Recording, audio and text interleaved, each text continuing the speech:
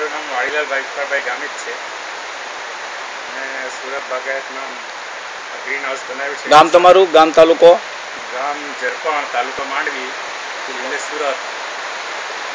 સુરત બાગાયતમાં મારું ગ્રીન હાઉસનું સહાય માટે અરજી મૂકેલી છે. મારું ગ્રીન હાઉસ તૈયાર થઈ ગયેલું છે.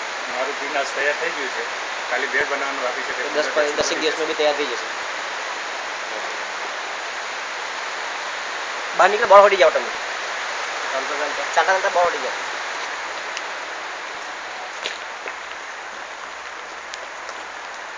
હેલો.